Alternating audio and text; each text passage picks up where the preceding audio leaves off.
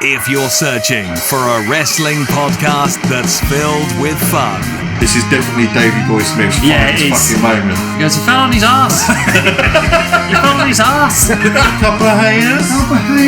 Couple haters. That's David. Wrestling nostalgia. But I will take you back to May 26th, 1996. It was a stormy night. The wind was howling. Latest pro wrestling news and rumours. We've heard about the situations between WWE, Sasha Banks and Naomi. And hilarious tangents. Let's not tangent off. No Samoan spikes. That's it. Fucking tangents. Then look no further. Join your hosts James, Stu and Jonny and subscribe to Top Turnbuckle Podcast. And welcome back for part 2 of Top Turnbuckle Podcast, episode 20. Yes, welcome back. And just so you know, I haven't got an intro for this one, so... We've spared you 10 minutes. Yes, you have. We're just going to carry on from where we were, aren't we, guys? Yeah. And this will probably be going out a week later as I'm speaking to you guys right now from the part 1. And I think what we'll do is we'll just carry on from where we left off and we'll do the next part of the quiz. The trivia. Who's winning at the moment? It's You. That's me. You Right. have 6 points. Smart ass. Johnny's fucking good. So you get me all embarrassed. Yes. Oh, God. I'm Fucking blushing. good. Plus these cards, probably read them all. I think I read them back There in is. 1996. He's had them since fucking 19, whatever, and he's been reciting them and waiting for this golden opportunity. Like, The thing is, 1996. any cunt who gets anything from like some like jobber faced someone at SummerSlam '88. There was about 17 matches on their fucking cards. Right. Here we shuffling. go. Oh god, Johnny's got them all over the fucking Oh, haven't place. I? They're fucking some of this way, some of that way. Shame. That's my Hands OCD have been kicking all over up them now. since That's 1996. Yeah, All right. I'm going to have to shuffle them and put in the right... One. Mine. It's a trivia game where anyone can win. Johnny's You're going to one. be champion at the end. That's right. And just so it's fair, 1 minute, because let me get the answers. Because I actually want to get stumped by these. I think these are fucking hard. Right. So, yeah, go on, you can pick one for me. I don't give a shit. Cheers. Da-da-da-da-da. Do you want me to go first? Yeah, we'll do it in the same order. Okay. James to me, Mika Johnny, Johnny to James. Right, come on, Stu, get this. Right. Okay. Come on. Just give me a second, so I want to read this because it's written really badly. Okay. Okay, I get it. Because how it's written is Sir Series on my card. Oh, yeah, I had that on Yeah, mine. and I just had to take a second look at it because I was like, instead of putting 95 Survivor Series, I put 1995 Sir Series. Yeah, it's like they ran out of budget for the ink. Okay, so here we go, Stu, right? Right. So, at the 1995 Sir Series, the first man eliminated from Royals Dark Side was... Are there options? There are options if you wish to Yes, take them. please. Jerry Lawler, Mabel, or Isaac Yankem. Isaac Yankem. That's incorrect. It's Jerry the King Lawler. Fuckers. Now that match, because this is the cool thing about me and James, me and Johnny can talk about these. That match basically is the Undertaker. The Undertaker's got 4 partners. He doesn't use them at all. He just comes back, choke slams everyone, and Mabel just runs off. Yeah. That's the end of the match. Who was his partners? I feel like it was Fatu. And one of them was Fatu. One of them was Henry Godwin. They were his mates. But they're that weren't they? scum and whatever, the Domino Club. Who was the fucking other one? Because Phineas weren't there. I don't know. That might come up. Vega. That's the thing I thought it was. It might be. It could be someone like We'll that. find out. Okay, we'll find out. Oh, this one's good. This one's good for you. Nah, you'll be all right with this one. No. Now, You will get this because you've had this on home video, I believe. Ooh. At the 1992 SummerSlam, the Model versus Michaels special provision was. In other words, what was the stipulation? For Sensational Sherry, wasn't it? Yep. Is that what you think it was? Yeah. I'm going to give you an option, All right? Because I'm fair. Yeah. I'm going to let you choose multiple choice. Okay. Because you are right that Sherry's involved. That's not the right answer. No. All right. So I'm going to give you multiple choice. All right. No count out. Yeah. No biting. Yeah. Or no punching in the face. No punching in the face. Yeah, there you go. That's why I give it to you. All right. Okay, so your last question, Stu. Mm-hmm. The manager that accompanied Martel's team at the 1990 Survivor Series was... Options if they've got them. Okay. Mr. Fuji, Slick, or Bobby Heenan? I don't know, so I'll go I actually Bobby don't Heenan. know this. It was Slick. It's lucky I would guess Slick. Yeah. I'm averaging a point around. That's all right with me. No, you got a point. You're doing all right. You're still in the game. Do you know what? I love that match. Because that match is two heels and it shouldn't work, but it does. Yeah. It's actually one of the most entertaining matches. Right, who's next? James. James. Oh, no, it's you. Is it me? Yeah, James reads to me, I read to you, you read to James. Yeah, sorry. Go for it. At WrestleMania 11, the urn was stolen from Paul Bearer by... Wouldn't have known that. Karma. Correct. Karma. I knew it, but I was a little bit worried it was someone else. I was thinking King Kong Bundy took it. Yeah. Yeah, and I still think King Kong Bundy took it. Was there a... No options. No, King Kong Bundy couldn't have taken it because he was in the match. Yeah. No, I thought because IRS took something off of him, didn't he? He taxed the had dead. it to begin with at the Rumble, 94. I think, yeah. Because I couldn't remember if Karma had made it there at WrestleMania 11. Yeah. Right, question 2. At the 1993 Survivor Series, the tag team champs were... There are options. The Survivor Series 93?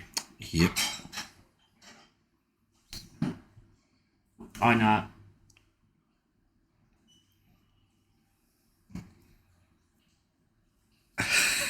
Steiner Brothers. Is that your answer?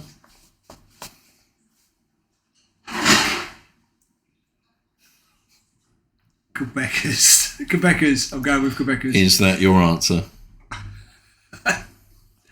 Yes, I'm going with Quebecers. Mate, a good host, aren't you? Yeah.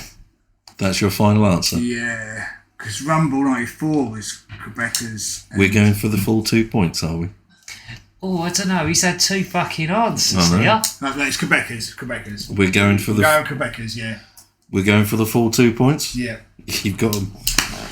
He's going for the full 2. And he's got them. Okay, it was the call. Yeah, it was the Quebecers. But the problem was that Shark was eliminated from the... Pierre was eliminated from the match. He was, yeah. He wasn't there. The other options you had were the Quebecers, Smoking Guns, and the Head Shrinkers. I was going to say Steiners. I know. They lost the titles on Raw in the Quebec rules match. Yes, they did. Yes. And then I was thinking because the Royal Rumble... Because the Heavenly Bodies faced them at the SummerSlam and they retained. That's right. And then the Quebecers ended up and they went in the Foreign Fanatics. Yeah. Pierre got eliminated off of the back of... Lex Luger with the forearm. Yeah, and also they done Tatanka over. With Ludwig Borger, he lost his first... Yeah, so the Undertaker come in. So what they did was they changed two people. Yes, and they take over his coat up and he had the American flag in it. Yeah. I've got a funny story about that. How many points did I get for that? You got 2 for that one. And 1 for the first one. Did you know the Undertaker's dog ripped that out? No. You know when they say, my dog did something, it's an excuse. that was actually true. His dog ripped it apart and I had to make it again. He went in there and they said, where's your thing? He said, my dog ate it. Right. Final question. At the 1991 Serve Series... Why does it do that? Ran out of ink. One team was the Bushwhackers and who? I know that as well. There are options. The 1991 Survivor Series. Mm-hmm. One team was the Bushwhackers and who? Was it only one partner? No, there were two tag teams. Two tag teams. Yeah. You know this, Jonny. Survivor Series 91. You know I'm this. going for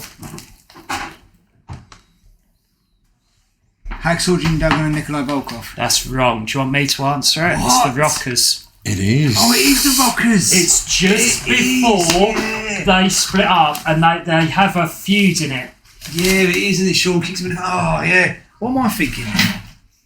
I wish I had your questions, you motherfucker. I'm thinking SummerSlam. There we go. Johnny ends with 3 points on that round. Very good. It is hard, Jonny, mate, isn't it? Yeah. Alright. I don't know what these are. We're just handing out food. They're like presents. Dinner time. Yeah. Santa's come early. I'll bring some vinegar and some stuff in here. You'll just have to excuse us. Yeah, excuse the rustling. There we go. There we go. So, are we... It's just you to Rita Jones when he gets back in. Right, okay. On to the final round. On to the final round. Is it my go-to? James. Yeah. Right. Are you ready? Yes. I Okay. can feel the tension. What did Jeff Jarrett hit Ahmed Johnson with at the 1996 Royal Rumble? Teabag. At the 1996 Royal Rumble, what did he hit him with? What did he hit him with? There is a choice if you want it. He hit him with the CD, didn't he? He hit him with the placard, the fucking Ain't I Great placard. The 1996 Royal Rumble. It was Jerry Lawler hit him with that, and Jerry Lawler was involved. Fuck, these are harder than I thought they were. Didn't hit him with that 2x4. There is 3 that you can pick from if you want them. Yeah, go on. Alright. A bat, a guitar, or a chair. He hit him with the guitar. Final answer? Yeah. Guitar. Yeah, he hit him with the guitar and he got straight back up. Oh, he sold it then. What? He sold it then. He went down but then got straight back up and it only split in half. When you were saying about the CD, that was In Your House 5, the pay-per-view previous to that in December. You see, there is method to my madness. Yeah. Like, I had Jerry Lawler because Jeff was involved in that, wasn't he? Yes, and that's when Jeff Jarrett returned and Buddy Landell, he got Buddy Landell to come in to face Ahmed Johnson in the opening You contest. see, you got to be really careful you don't get fucked on these. Because I remember them hitting each other with that fucking CD. Yeah, so he had the 8 Great CD in the frame and he smashed it, yeah. Okay. Who teamed with Luna Vachon in the mixed tag team match at WrestleMania 10? Bam Bam Bigelow. Correct. And 2 you didn't points. need your thing either, yes. Nice. Right. Fuck. Final question. Who did Rowdy Roddy Piper fight at WrestleMania 6? He fought his former tag team partner and best friend at one time, Bad News Brown. Correct. I'll do that one. Boom, you get another 2 points for that. Fair play. Thank fuck. Alright, there we go. So where does that leave us after the end of round 2? Right. Stu, you have 2 points. Awesome. Well done, Total. dude. James, you have 8 points in total. And I have 15 points. Well done, everyone. There we go. You have 15 points. I have.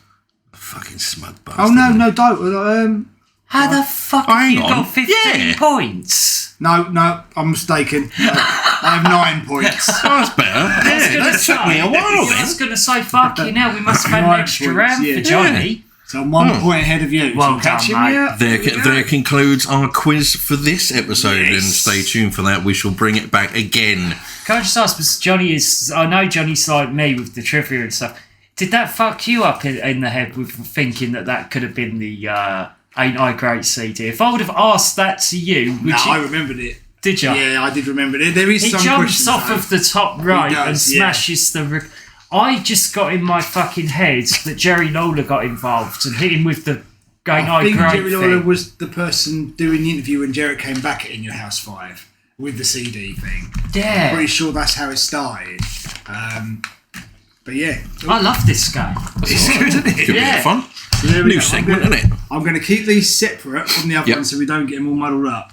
Happy days. There we go, happy days. There we go, and as we said, we'll be back for that. We will continue that quiz for round 2 on our next episode, episode 21. Yes. Awesome. So now, the best of Sting! It's Sting! It's amazing to think that Sting is still active. I know, isn't it? He's released about 14 albums now, I think, in total, along with the albums with the Police. Yeah. I think guys to see you again. You know, he used to be a teacher as well. Did he? Yeah, true story. Yeah, he did. Yeah. Also, the Lock, Stock and Two Smoking Barrels. He's also meant to be a right jumped up prick. Not that I know firsthand, but you know. I don't know that much about Sting, really. No. Yeah, it's... The singer. Anyway. What do we know about Sting the wrestler? I don't know, Johnny. What do we know about Sting the wrestler? Why have you got a whole... No, I haven't. Have you not? No, I haven't. Do you know what? Yeah, I was waiting for every single... The one time I actually pitched this to you, you haven't got it. I haven't got anything. No. I was about to hear, like, Steve Borden, Born Again Christian, what year it happened. I wish I'd done it now. I wish I'd done it. You know. Fucking hell, Johnny. You see what he likes? Get out. Face paint. No, get and out. he likes to wear a black coat. And sometimes he used to wear different coloured coats. Sometimes he used to have white hair. Well, for any of you that were tuning in to hear Johnny's description of, slight biography of one Steve Borden, aka Sting, sorry. But on the subject of Sting, I have managed to track down Sting the movie. Yeah, I've heard about this. Very bad movie. I haven't watched it, but I've seen the trailer to it, and it's about Sting and his life and becoming a Christian, and it's a proper movie.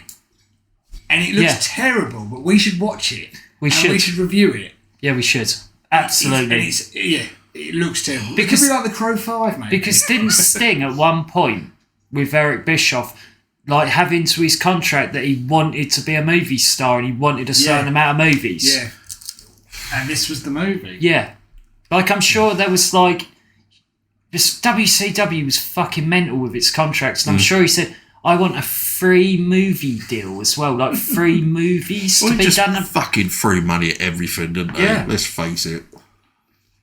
So, yeah. Hard to understand why they went bust. It was Sting Moment of Truth. It was released in 2004. So it might not have been that. No, yeah. I wonder what the 3 feature films. Did you hear that, Johnny? I have heard something about that. Yeah, Bischoff and him did a contract, and he said he wanted to go into movies, and they had a contract with Warner Brothers. Yeah. So there was this thing in Sting's contract where he had to be in these feature films. Ready to Rumble.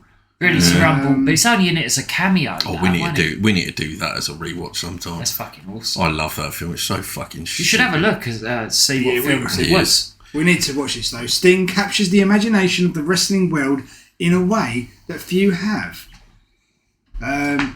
It's just a story of his wrestling career, pretty much, but in a movie style. Oh, fantastic. Thing, yeah. One of the worst movies of 2004, apparently. Oh, well. Can't wait to watch that. Yeah. we do need to watch Is Sting actually in it? Yeah, he plays the main character. Oh, brilliant. There we go. Yes. Well, ladies and gentlemen, there is one of our world famous tangents. Funny enough, here we go. Here comes number 2. Like I watched this film once, right, and it was on fucking like Bravo or something years ago. You know, like the really shit channels with the. And it was Jesse the Body Ventura, his story. Have you ever seen that film? I've seen that, yeah. And we need to watch this. Yeah, and it really plays up what a sensitive individual is. So at one point he gets into politics because the water's being like contaminated in his area. Have you seen that? I remember this. Yeah, it's really shit. They already covered that with Erin Brockovich. Oh God, Same film. It's true story, isn't it? Yeah. Yeah, we need to get onto these. So you've seen that, so you can verify that exists. It does. Seen that. So we've got Jesse Body Ventura one to watch, and we've got a movie called Sting. You fucking pair of pricks. So should we get back to the original topic then? So that was the worst of Sting. Yeah. To the best of Sting. Okie dokie. Now, do we want to mention RoboCop? No.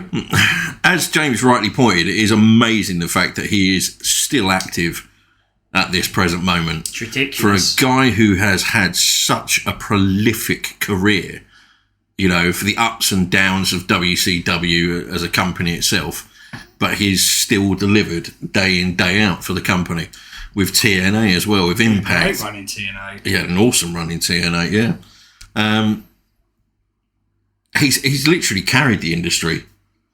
You know, he is, as his nickname is rightly deserved, he is the icon. He's carried the industry away from WWF and E. Yeah. Which is really strange. Like the circles of like organisations that have gone up to compete, or at least try to compete with WWF or WWE. He's always been like the flag bearer almost. He's been that stalwart. Yeah, absolutely. Which is why, I mean, genuinely, I found this quite tough. I didn't find this tough at all. I knew straight away what I was going to pick. I had a list of 4 that I was going to go for.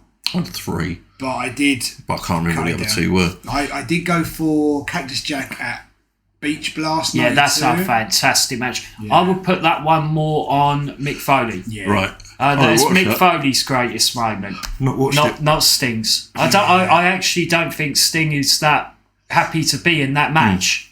Because Mick Foley's not a mega name at that point. No.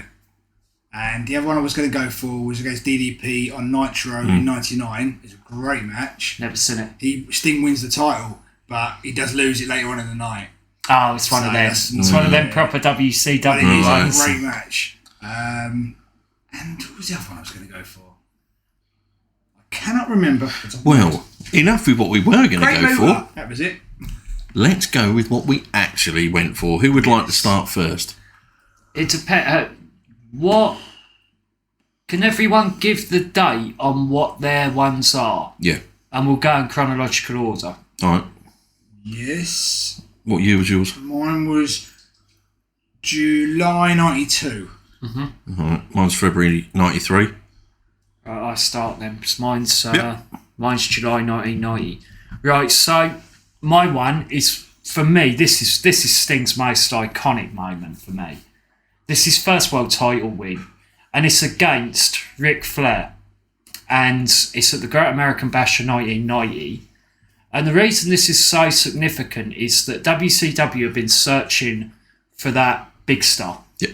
They've been searching for that mega baby face, and this really is Sting being recognised as the next guy. We talked about Terry Allen a lot, and I think that this really cements Sting as that Magnum TA role. I think they've been searching for it for a long time, and they've finally got there. What I think is really interesting about this match, guys, is that 2 months before, you have Hulk Hogan and Sting's former tag team partner, the Ultimate Warrior, at WrestleMania 6. Didn't you? Mm-hmm. It's 1990. Yeah. Right? That match is so choreographed and... Oh. Yeah, and it's a mega spectacle, but it is so rehearsed. You can see it. Yeah. This is a pure wrestling like match. Completely opposite. Yeah, absolutely. and it's amazing that you have this contrast of you've got the Blade Runners get both belts, Yeah. right? Yeah.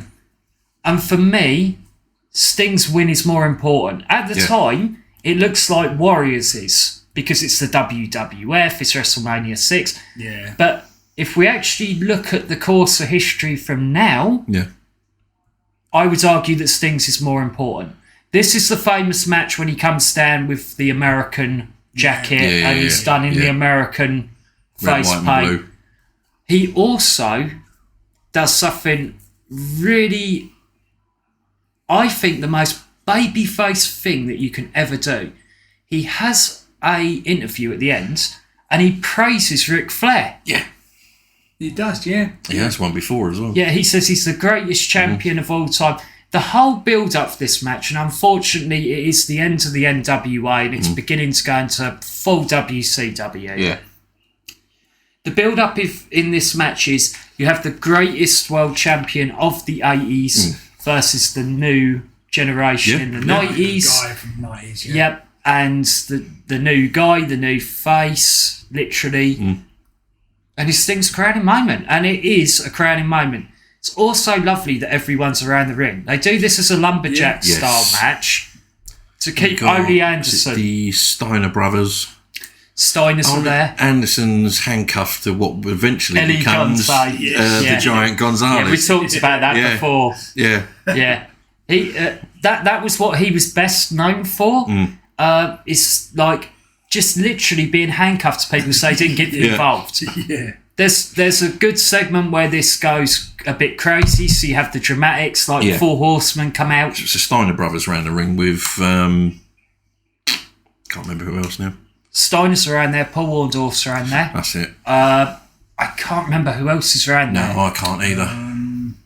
No, off the top of my head. Paul Orndorff looks really interested, by the way. Watch Paul Orndorff of how interested he is to be out watching this match. It is absolutely hilarious. He's almost asleep as he's watching it. But it is a fantastic match. Brilliant match.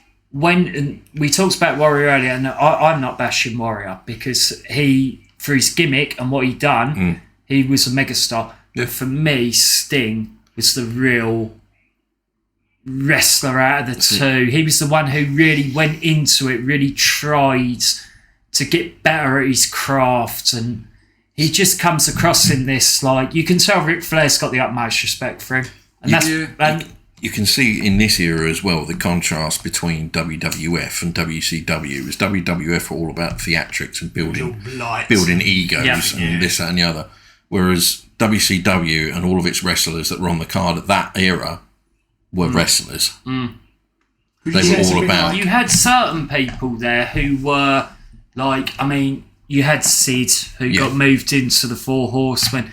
That's another thing to look out for. Look out for Sid's long john shorts. Oh, they're brilliant. As he comes down to interfere. His deck shoes. Yeah. Yeah. He's really dressed for battle. Oh, yeah.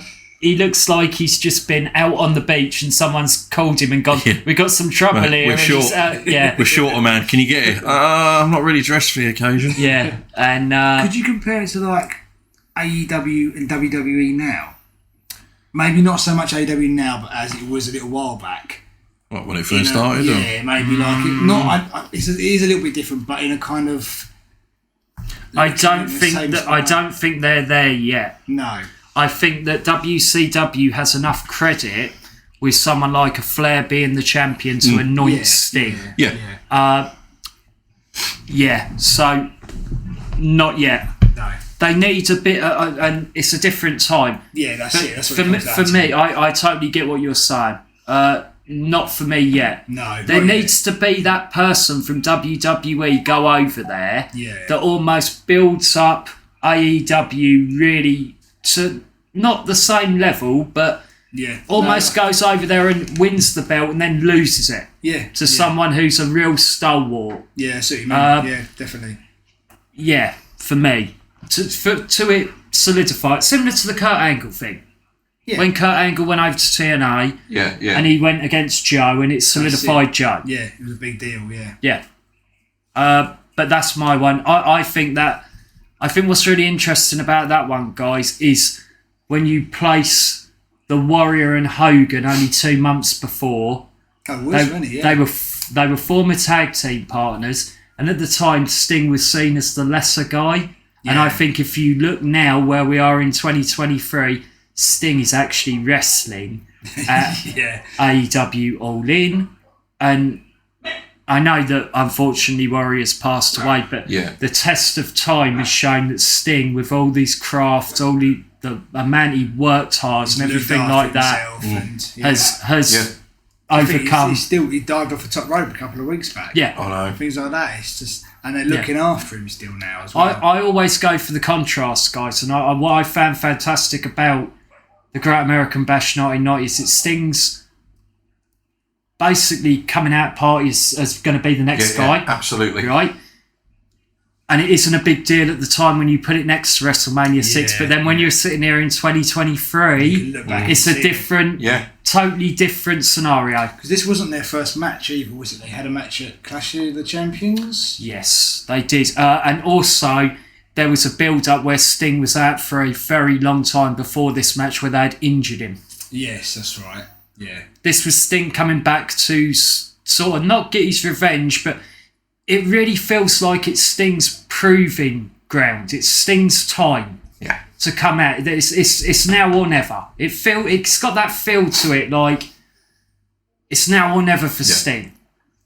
This is going to be his time or it's not. Yeah, and it's got that feel to it if you watch it. Watch it if you haven't seen it. It's fantastic. It's a brilliant match. It's a great match. Brilliant match. Yeah.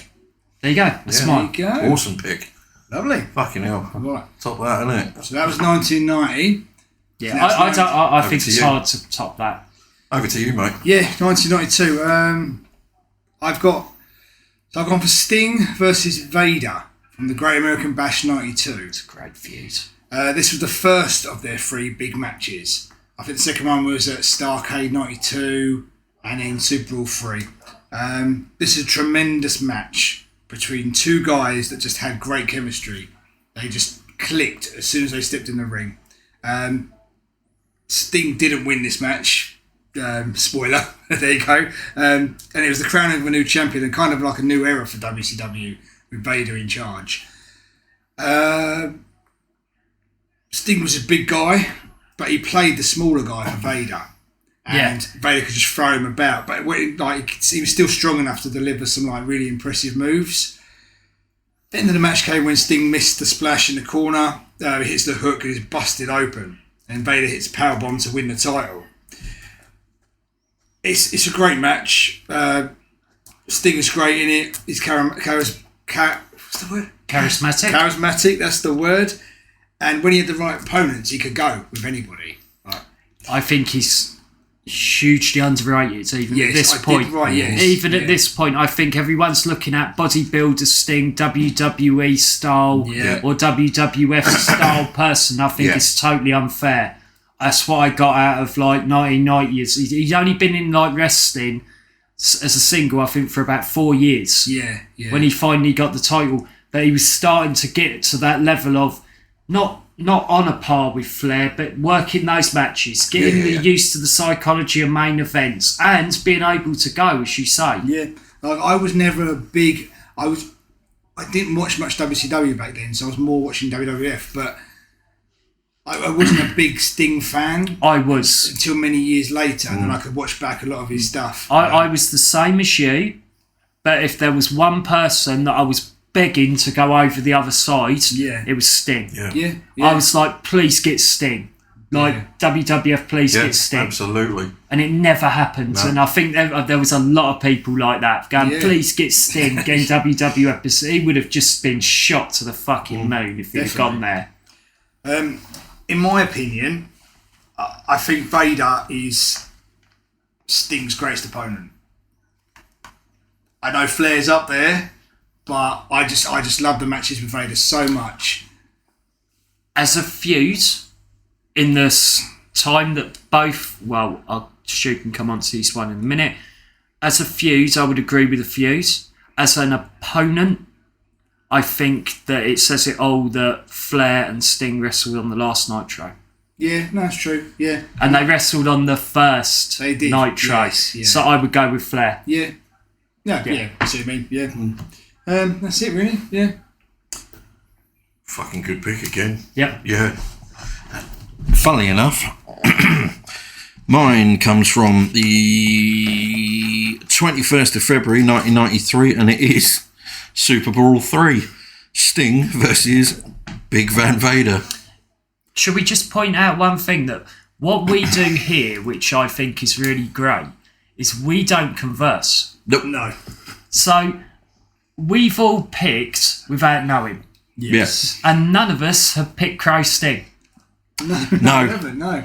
Which I thought you guys would. Yeah, I kind of thought that you especially would think I'd have picked that. Yeah. And I'm really glad you didn't, because this is my favourite Sting, personally. Yeah. Oh, don't get me wrong, I love the whole gimmick of the Crow era Sting. Yeah, it was a great transition for him. To go from, I don't know what, Surf Beach Sting to the Vigilante Sting. That was a hell of a changeover in gimmicks. It really was. Then obviously went to the Joker Sting as well. Yeah. I think the original Sting was the best Sting. I think he was a mega star. Yeah. And people will get on at me about this. I don't care. Just unfortunately, too long and in the wrong company. I think if he'd have made the jump, I think he would have been their star. Yeah. Eventually. I do. I can't see any other way that he wouldn't have. I picked this match for multiple reasons. Funnily enough, Jonny brought one of them up, which is just personal choice. I think Vader is his greatest feud. Yeah, I agree. It was phenomenal. Every match, just you felt like you were part of that story. It really encapsulated your emotions in this match. It was feud. Sorry.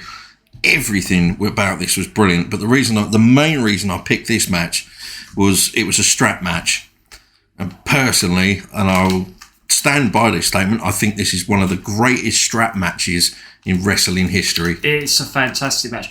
I want to just run something by you guys. Do you think that Vader, now do you guys think that he's the greatest opponent of Sting or the best feud? I'm going to stick with both. Okay. Yeah, for me personally, yeah. Yeah, it's subjective. Yeah. It doesn't matter. Yeah, I'm going to say both, I think. Yeah, Vader. Yeah. I've close second for me. Do you think the reason that Vader, in your guys' mind, is the best opponent that Sting ever faced because Sting for once was the underdog? Yeah. Because Sting was never the underdog hardly in any of his matches. Never. And against Vader was the proper... This is David and Goliath. Yeah. This was David and Goliath. He just picked on him and just bullied him and just beat him down. Yeah. Well, Sting weren't even... Yeah, I mean, David is a good example, but I mean... Vader at this point was fucking dominating everyone, wasn't he? And Sting... People were scared to wrestle him. Yeah, he almost gets squashed, Sting. Yeah. There's multiple moments in this match that are just outstanding. But watching Sting give a Samoan drop to Vader was unbelievable. Seeing him deliver a German suplex quite easily, or how it seemed quite easily to Vader, again, was just monumental for a guy of that size. But then, on the flip side, you have to look at Vader as well. For a guy his size to do the moves that he could do, especially his aerial moves, fucking hell, man. It's fucking incredible. I think Big Leon was an amazing athlete who, unfortunately, went a little bit too far with smaller guys. Yeah. I think that he had really good sides and really bad sides, unfortunately, and I think that taints his career a little bit, which is sad, because when you look back at him, he was so much more than just a bully. Yeah. Because he was well known for that. Oh, yeah. He was well known for being a bully, and there's a lot of people that don't... I mean, I listened to a shoot interview with Dutch Mantel, and you would think that he would really appreciate Vader. He doesn't appreciate him one bit. You know, and the reason why is because he couldn't stand that he used to beat everybody up. Yeah. He used to legitimately hurt people, and he said, I don't understand. He said, I never understood why he thought it was acceptable to do that, and I think it's really sad. It is, yeah. Because he had so much talent, but I don't know why he felt that he needed to do that. Ah, it's weird, isn't it? Yeah. It's strange. It's such a shame. Bringing it back to positive sides of this as well, anyway. Yeah. But there's 3 other people involved in this match that I have to give props to because they make this match. 2 of the commentary teams, you've got Tony Schiavone and Jesse Ventura, who sell this brilliantly. Absolutely brilliantly. I wasn't much of a fan of Jesse Ventura on commentary. He used to fucking irate me. But he was brilliant for this, as was Tony Schiavone. I've always liked him in commentary. But also, you've got the amazing Harley Race. Yeah, he's so good as Vader's manager. It's just awesome. Everything about this match for me was just so fucking entertaining. But there was a video that I sent you guys earlier, and I was talking about it. Yeah, and it's off WWE Network. It's only a short clip of Round the Table, and it's and this one it features DDP, Sting, and Vader, and one straight away I did feel really bad watching it because Vader was just a complete shell of his former self. Yeah, he looked so frail in this, and it was quite gutting to see. But there was a section where they were talking about in-ring injuries, and Vader brought up the fact that Sting literally whipped him within an inch of his life on his back, and he really did cut him open badly. But he also managed to hit him round the head with it so hard that he burst his eardrum, which you do see his ear bleeding, and the commentary team pick up on it because you can hear Tony Schiavone getting quite worried. Because obviously it's a bleed from the ear. Oh, yeah. And but he still carries on. Much the same as obviously Vader, you know, he said, when I get injured, not a lot of people mention it because obviously, you know, unfortunately I have hurt a lot of people in the past, which he does acknowledge. Yeah. And you can see he feels remorseful for it. Yeah, I mean, I always, when I speak about it, I speak about it from other wrestlers. Yeah. In my opinion, Vader is, if not the best, one of the best big guys ever. Definitely. Yeah. Absolutely. And so it's not really coming from me. It's coming from what I've heard on documentaries and everything like that. And it's kind of sad. The funny part of it that I was getting to was Sting brings one up that obviously in the match that I mentioned, the match that I picked for my pick, Vader does a move off the second rope from the corner post. Does a splash on him, and as they both said, all 3 of them both agreed with, WCW's rings were so bouncy that they were great rings to work on. However, on this occasion, he done the splash, he nailed it, he landed it perfectly, but unfortunately he bounced straight up and caught, and you can fucking hear it. You can hear him fall back down on top of Sting, and because he's kind of flailing around, you hear Sting go, yeah. To the point where Sting rolled over slightly, looked down, and he said he could see it hadn't come out, but he said he'd broken a rib, and you could see it where it was sticking up and pushing his skin up. I saw it really interesting. It's funny to bring that up because we can go on a little bit of tangent. We got a little bit of time. Because we're doing this as a 2-part. I listened to Steve Austin talk about those rings. From like the podcast, his podcast. Someone asked him a question. Yeah, someone asked him a question about which one he preferred, and he said, at first WCW. He said because there was so much more give in the ring. He said, but eventually WWE. He said when I first got to WWE, so it was like falling on concrete. Yeah. He said the rings were unbelievable compared to WCW.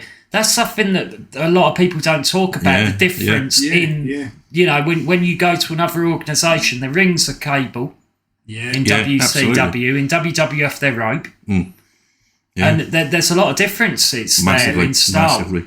And Austin made really, really good points, so I might link that actually in the page. Yeah. It's quite interesting to hear. You don't hear that often, do you? No, not at all. You know, about that sort of thing.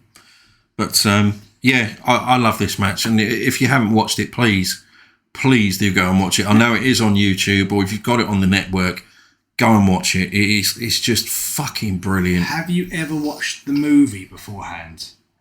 The Sting Vader at the White Castle. Yes, it's awful. Oh, yeah. I'll post that. I thought I had accidentally taken some acid.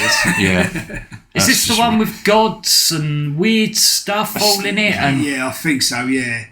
They did a few like that. There's one at the Bash at the Beach as well, where it's the terrible. Bulldog and Sting are on a boat and it crashes, and you've got Sid and Vader walking across the sand, and they plotted to blow it up or something. All I remember is this is set in like another world. It sort of feels like Krypton of Superman. I feel like they're sitting at a table. There's loads of food. Yeah, there is. It's like a gods type thing. Like it's weird.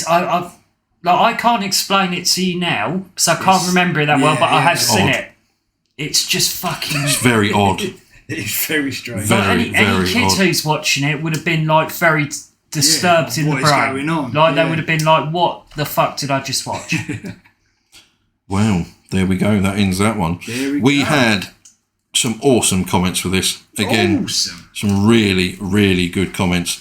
And so, bear with me. Here we go. Right. David John Reynolds. First off, hello again, David.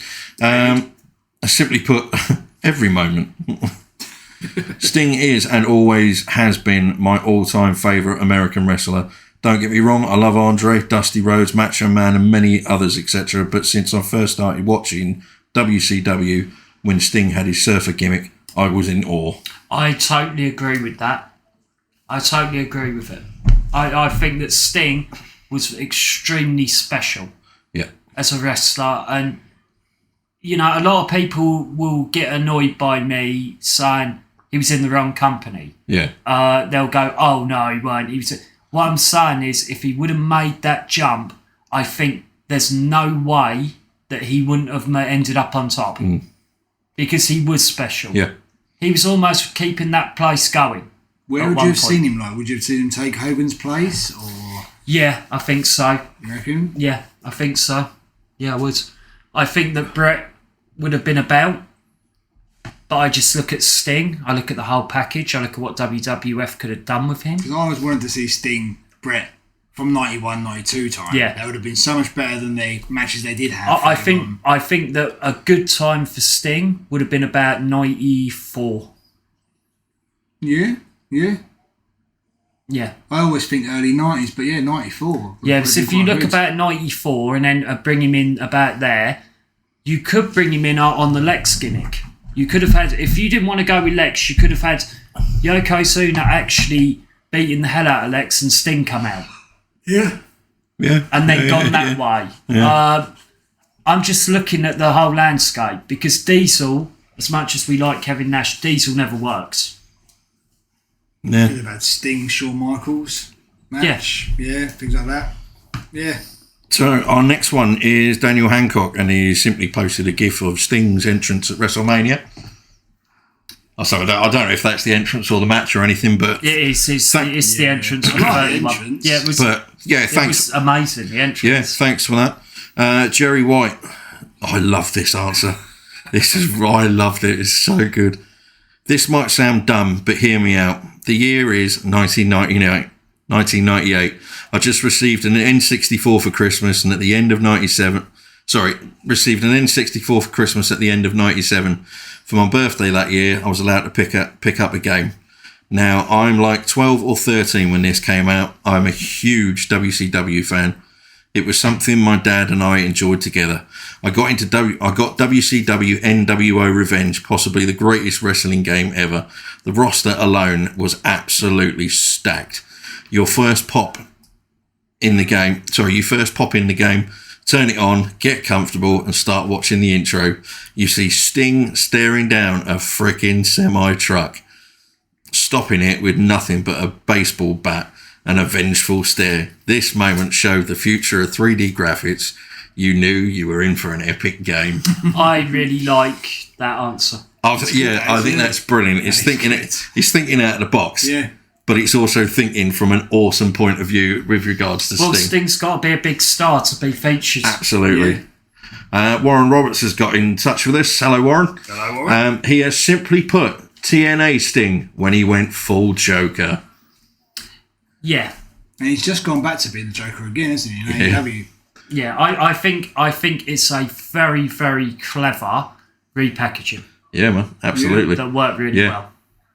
And there we go. Lovely. Yeah. It's like, again, there's so many different picks there. Yeah.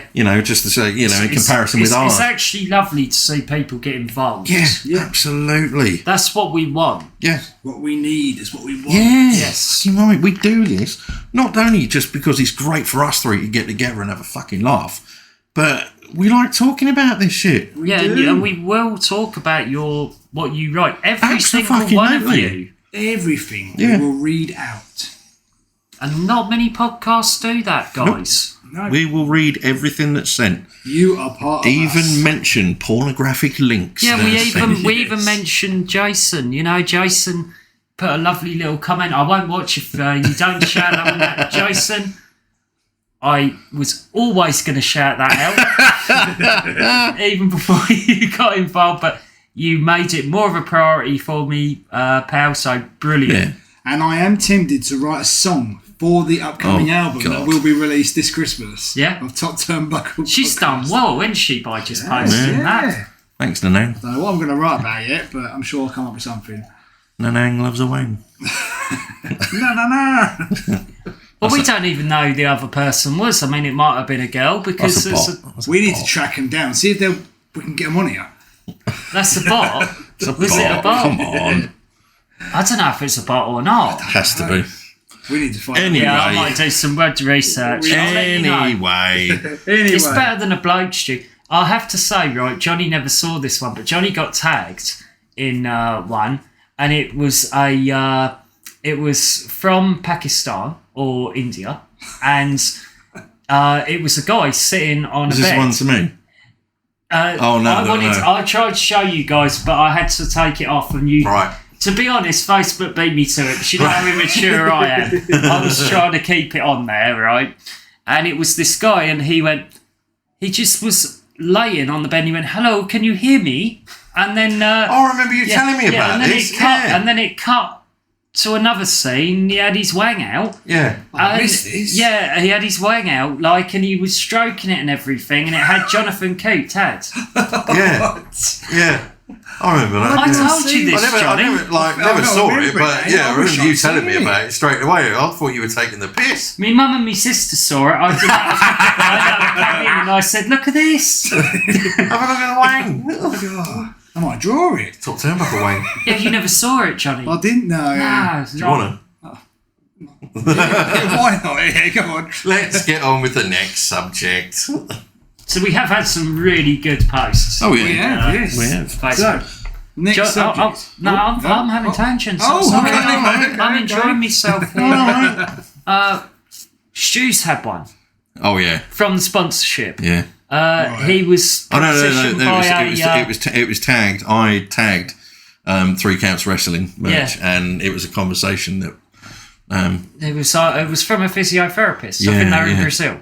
Yes. And they wrote back to Stu, I really like to get to know you. You seem like a lovely lady. Yes, I remember this. Yeah, this was amazing.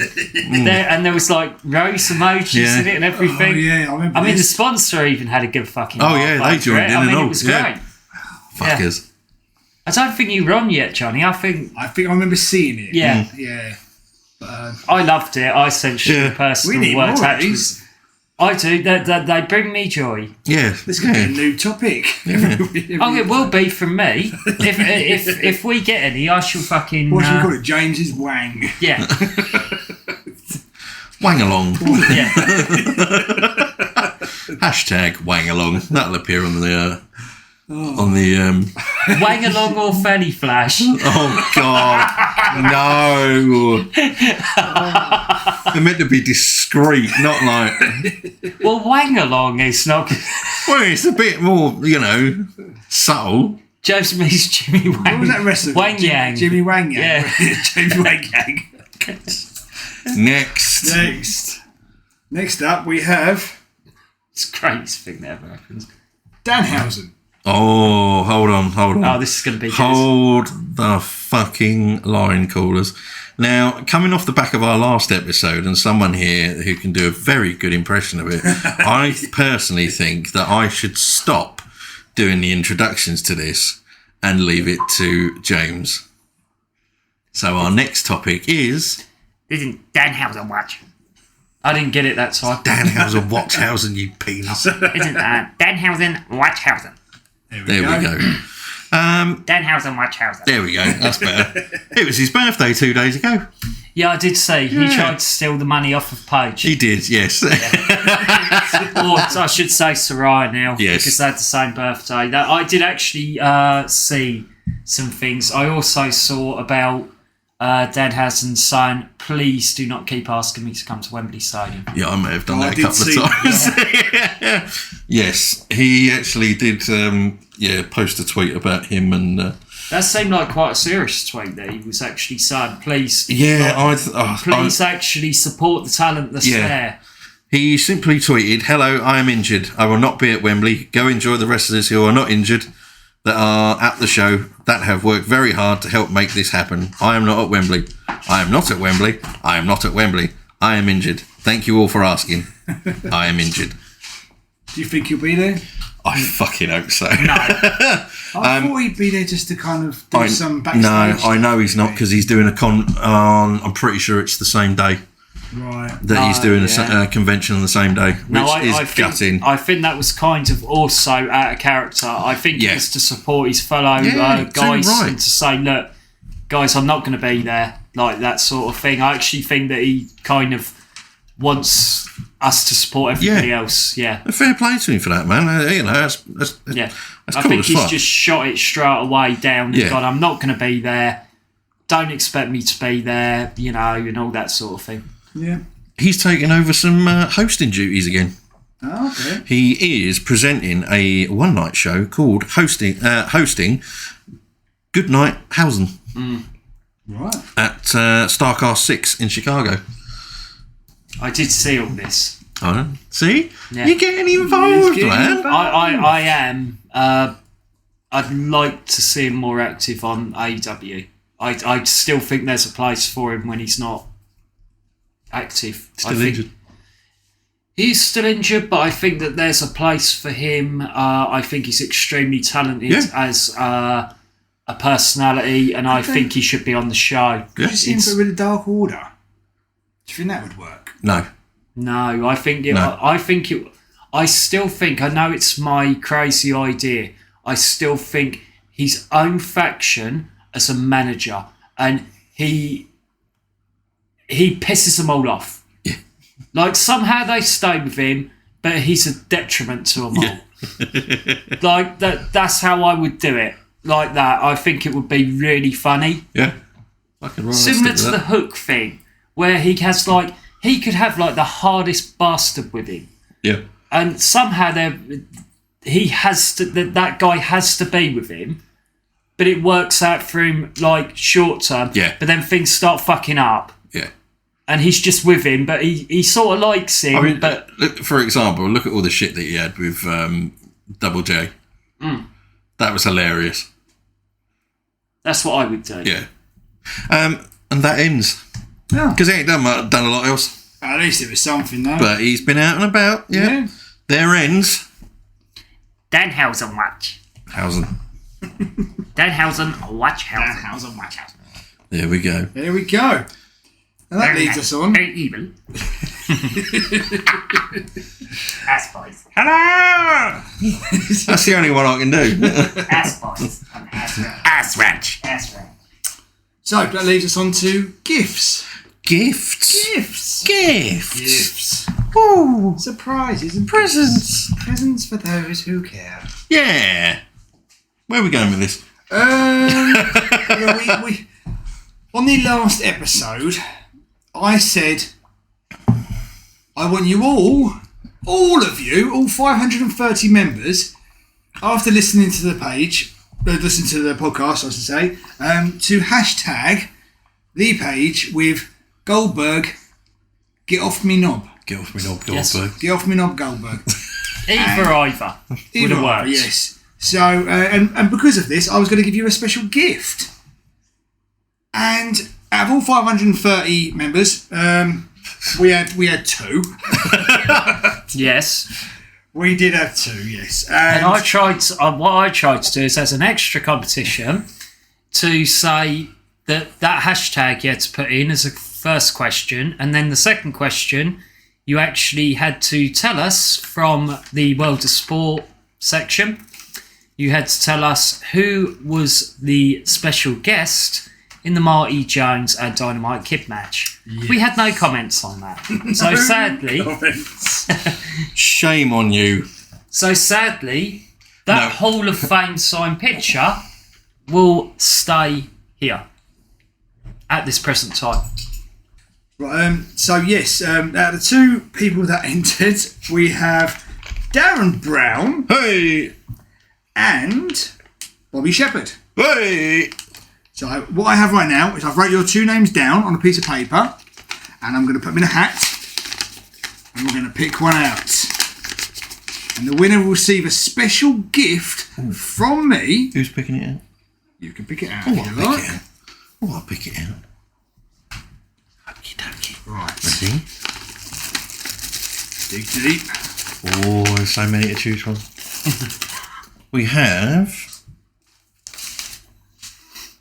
Darren Brown. Dun, dun, dun. Congratulations, mate. Congratulations. Get in touch with us. We'll be in contact with you or whatever. And we'll have a special gift coming to you. Very soon. Gift. Pair of... we don't even know what it's going to be. Yeah. Socks, gloves. Could be some socks. Could be some... I might even draw you a picture. Oh. Yes. I might even... An out-of-date box of Lynx Africa. Yes. I'd probably enjoy that. So there we go. Well done, Mr. Brown. I mean, speaking of competitions, we've got another one. We have got another one. We have the Rock DVD to give away. The World Champion, the most electrifying man in all of sports entertainment. Who? Most electrifying man. Oh, that's the one here. Oh, I thought you were on about an electrician. Sorry. Dave lives down the road. Yeah. Spud gun. So the competition was simply for a Rock DVD, which... 3-disc box set? 3 discs. You've got over a lot of hours. The journey of the most electrifying man. In... sports entertainment. Oh, I thought James was going to carry it on. He zoned out. He was just so impressed by his Danhausen impression.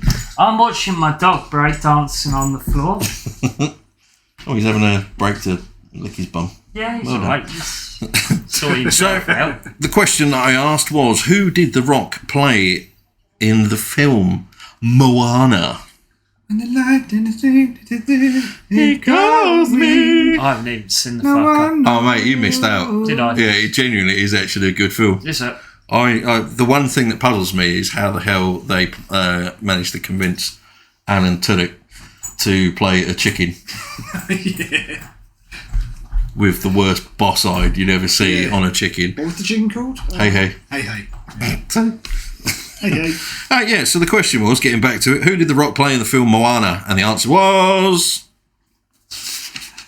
Maui. Yes, put you on the spot there. You weren't expecting that, were you? No.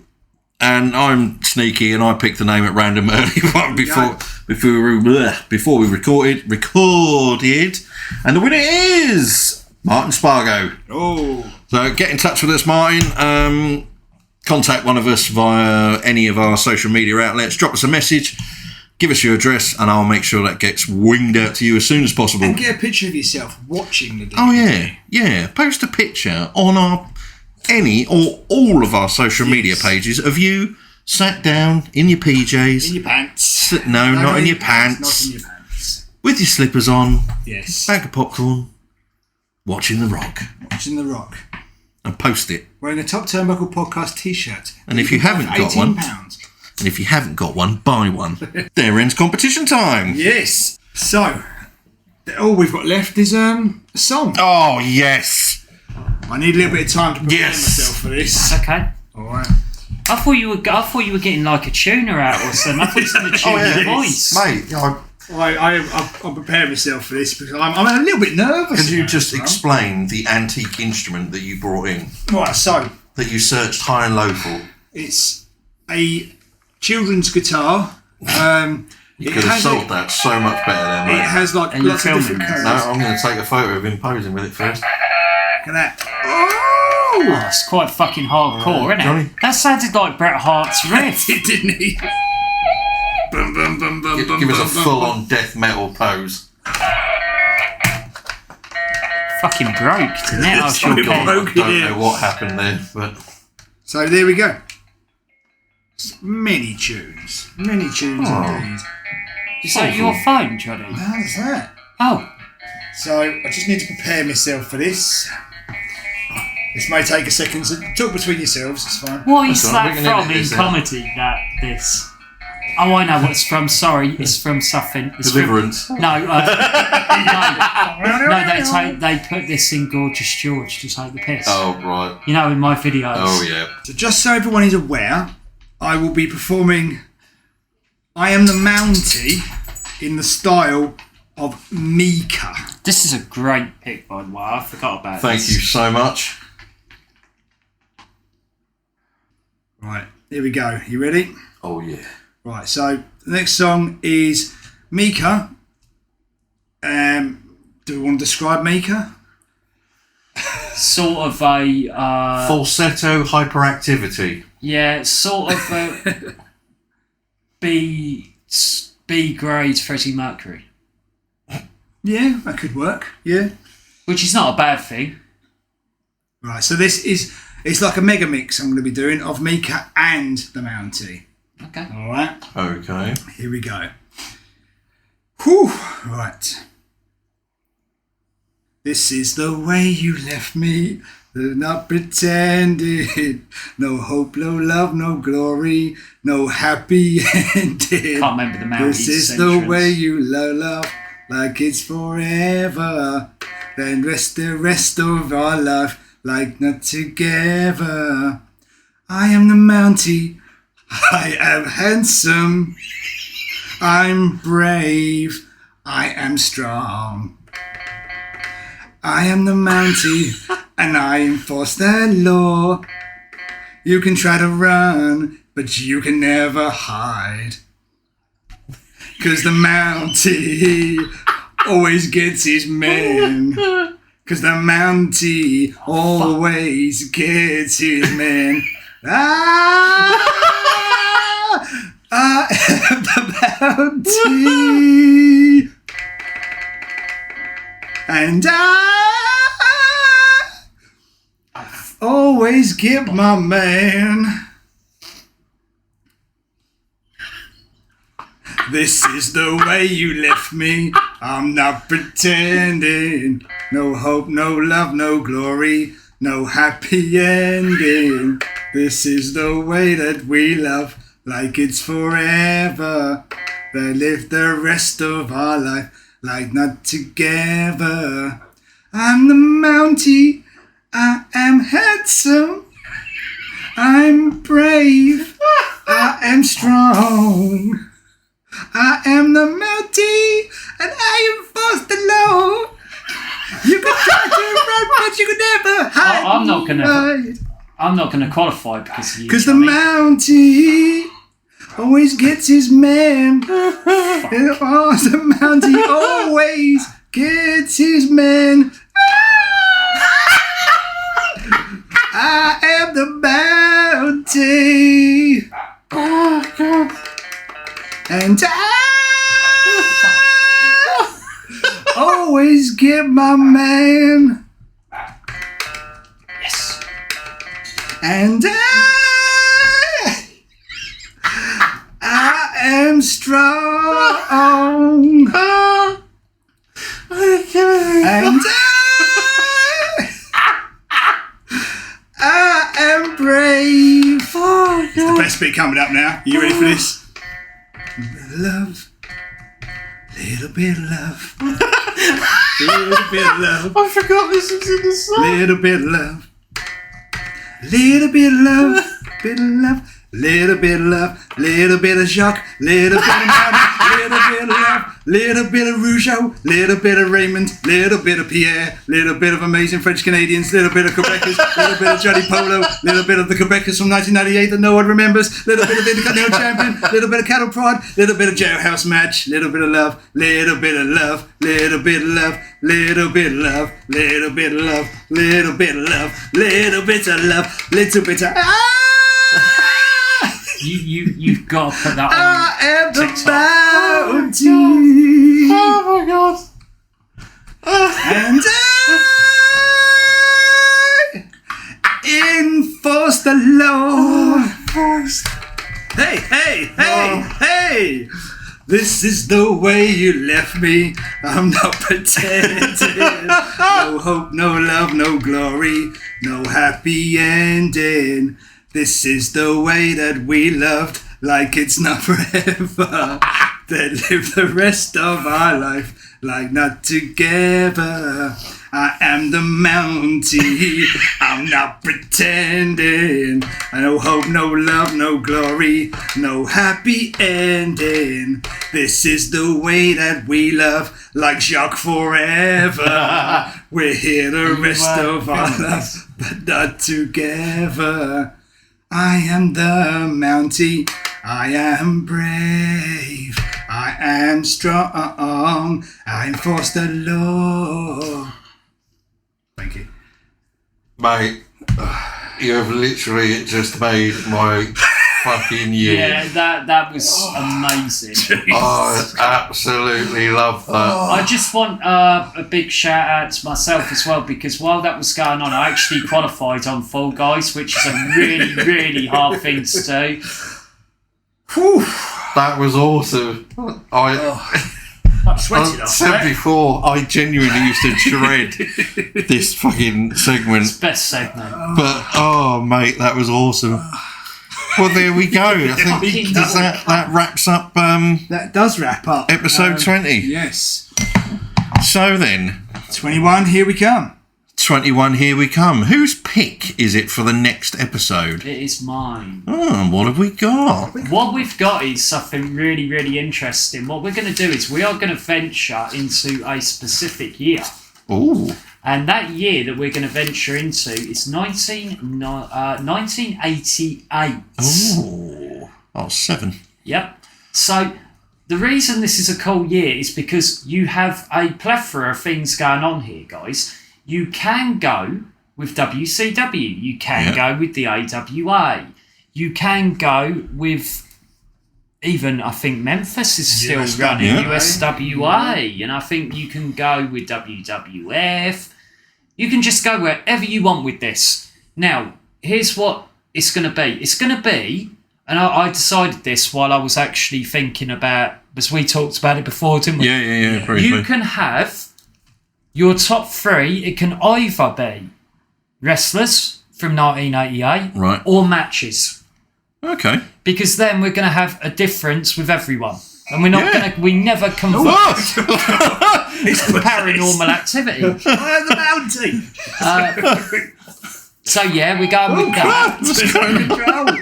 and then simply, best and worst, either or both. Yep. Just from 1988. Okay, cool. It gives you a huge plethora to choose from. Different organisations.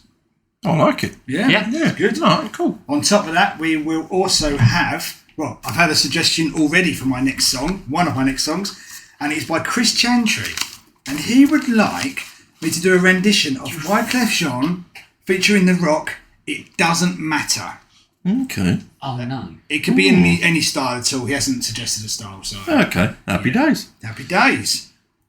So, and before we go, as we mentioned earlier, we absolutely love the involvement of our listeners. We've had some brilliant comments from everyone for the recent picks. Please keep that going.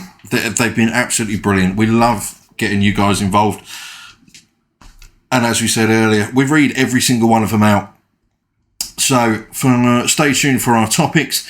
Please keep an eye on our social media platforms, which are, again, Instagram, top.turnbuckle.podcast. Twitter, we are at T_turnbucklepod. And Instagram, TikTok. /top turnbuckle podcast. And Instagram, we are... Not Instagram, sorry. TikTok, sorry. Top Turnbuckle. Just search Top Turnbuckle Podcast and you should find it. There you go. And Jake, did you say you had another pick for a song for me? Yes, I do. He does. So look at that face. Right, so I want you in classical. Classical. All right. It can be Beethoven, Mozart. What? Well, no, because I don't sing, do they? I'm trying to think of someone who's a singer. Pavarotti, in the style of Pavarotti, I want you to sing Flash Funk. Flash Funk. Oh, Flash, you're so funky. Have you ever heard that? No. Oh my God. Okay. Flash Funk. Too Cold Scorpio. Yep. Right. Okay. Flash Funk in the style of Pavarotti. Yep. Okay. Well, there we go. Do you think you can pull that one I can off? pull anything. I pulled the Mountie off. So Yeah, true. That's wrong, didn't it? I mean, mate, you did the Love Walrus before. That was, mate, these are just getting better and better. Oh. There we go, folks. Thanks ever so much for tuning in to episode 20 of the Top Turnbuckle Podcast. I can't wait to hear you do that one. I'm going to be on it tonight. I'm going to play it to Stu. And then he's going to realise why I'm so James is getting ever so excited already. Really excited. So, thanks again for getting involved again, guys. Take care of yourselves. And it's goodbye from me, Stu. Goodbye from me, Jonny. And it's goodbye from me, James. Thanks a lot, guys. Bye. Bye.